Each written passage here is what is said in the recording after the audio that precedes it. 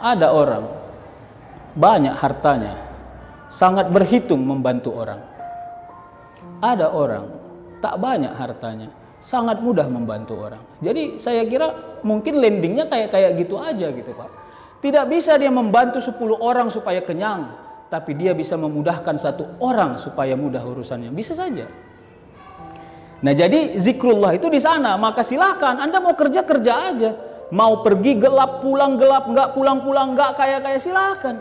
Nggak ada masalah. Tapi setiap gerak pekerjaanmu kau harapnya kepada Allah, tidak harapnya kepada manusia. Begitulah ciri ibadur rahman itu Pak. Pak Ustadz, saya harap kepada Allah tapi saya masih tidak punya uang. Memang itulah rezekimu, kau nggak punya uang. Loh, apa semua orang harus kaya? Tidak Pak, kalau semua orang harus kaya siapa yang miskin? Itu saya pernah tanya sama mahasiswa di kelas. Menurut Anda, adil nggak Tuhan? Ada yang kaya, ada yang miskin. Ada yang ganteng, ada yang jelek. Ada yang bahagia, ada yang tersiksa, saya bilang. Menurut Anda adil nggak Tuhan? Saya bilang. Mereka jawab adil. Mudah betul mereka menjawab adil. Kenapa? Karena yang menjawab itu akal idealis tadi di atas. Di bawahnya ada akal pragmatis Pak. Akal pragmatis ini, bagi akal pragmatis kebenaran itu harus sesuai dengan fakta. Itu kebenaran pragmatis.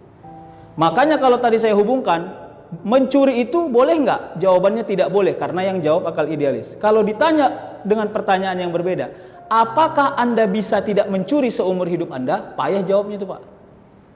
Kenapa? Karena jawaban itu berhubungan dengan keadaan, berhubungan dengan kebutuhan, berhubungan dengan kesempatan.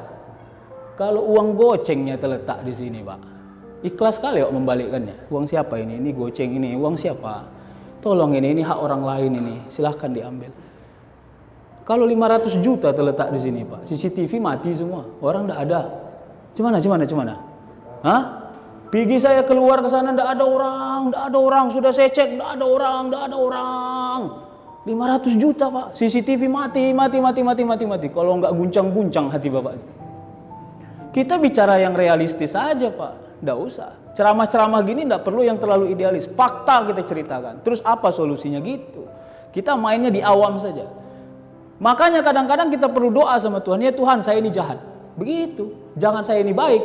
Nanti Tuhan bilang, sok paten kali kau. Ya Tuhan, saya jahat. Saya jahat. Karena kau mudahkannya urusan saya, makanya saya kelihatan baik. Tidak pernah kau letak di depan saya uang banyak untuk saya curi, makanya saya tidak mencuri. Tak pernah kau letak minuman yang menakjubkan dan mengenakkan, makanya saya tidak minum khamar. Kalau kau letak di depan saya, pasti iman saya hancur-hancuran.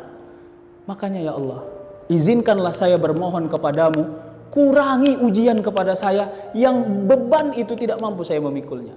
Biarlah kita main ujian di orang awam sajalah. Tidak apa-apa Pak. Kenapa? Karena berat beban itu Pak. Makanya kenapa ada orang berdoa dia supaya jadi pejabat, nggak jadi pejabat? Karena Tuhan tahu setiap sholat dia takut masuk penjara. Ya Tuhan, jangan aku masuk penjara, Akhirnya nggak dikasih Tuhan dia jabatan.